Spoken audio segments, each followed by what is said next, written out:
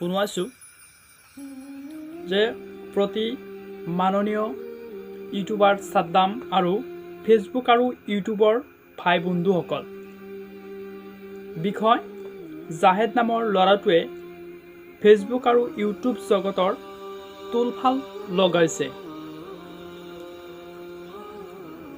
যে সন্মানপূৰ্বক বিনীত নিবেদন যোৱা কেইবাদিন ধৰি 10 মাৰ্চৰ 2022 চনৰ পৰা আজিলৈকে জাহেদ নামৰ ল'ৰাটোৱে ফেচবুক আৰু ইউটিউব জগতৰ বেয়াৰ ফালেলৈ যাই আছে।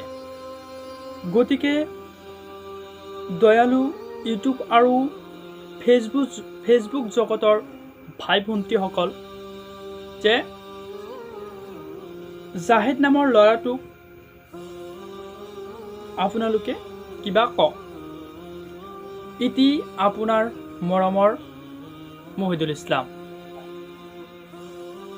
এই কথাষাৰ এই দৰখাস্তটো মহিদুল ইছলামে লিখিছিল আৰু মহিদুল ইছলামে আজি মোক দিছে যে দৰখাস্তখিনি সমাপ্ত।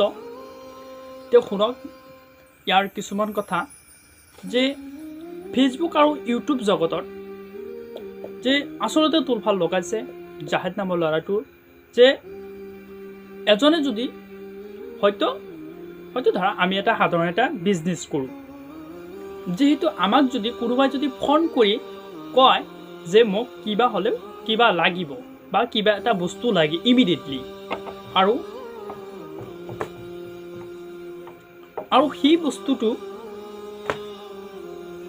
সেই বস্তুটো জাহিদে কি কৰিব যে অলপ লিখি ফেলে বা অলপ কৈ ফেলে সেই ষ্টেটাছ বা ফেচবুক বা ইউটিউব জগতত তেওঁলোকে আপলোডিং কৰিব।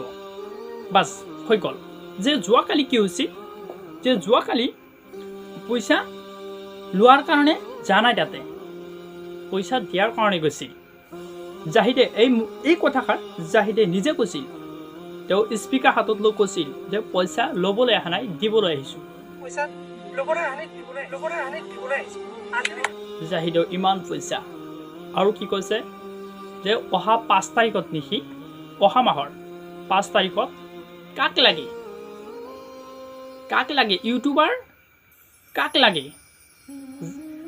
ডিম্পুক লাগে না মুস্তাফিজুৰক লাগে? 5 তাৰিখ আপোনালোকে কাক বিচাৰে, ডিম্পুক নে মুস্তাফিজুৰ ৰহমানক? এই কথাষাৰ জাহিদে কৈছিল স্পীকাৰ হাতত লৈ। তেওঁ তাতে ৰাজনীতি কৰিবলৈ গৈছিল। তেওঁ তাৰমানে তেওঁক পঠুৱাইছে মিডিয়া হিচাপে যে তেওঁলোকক দুটাক ঠিক কৰি আহক যে আহিলে কিমান পইচা দিয়ে বা কিমান নিদিয়ে। জাহিদে কি কৈছিল যে তেওঁলোকৰ পৰা মিনিমাম আমি 1 লাখ টকা ধাৰ্য কৰিম, মানে 1 লাখ টকা মই ডিমান্ড কৰিম। এই কথাষাৰ জাহিদে কৈছিল। আৰে জাহিদে এটা ভিডিঅ'ত কৈছিল, আমাৰ তাতে প্ৰমাণ আছে। জাহিদে এটা ভিডিঅ'ত কৈছিল যে মুস্তাফিজুৰক আমি চিনি নাপাওঁ। জাহিদে এনেকুৱা কথা কৈছিল। আৰু সেই জাহিদে আজি ক্ৰিকেট সন্থাত যায়, কিবা এটা অনুষ্ঠানত যায়, তেওঁ জাহিদে কৈছিল যে কাক লাগে আৰু কি লেভেল চাওঁ।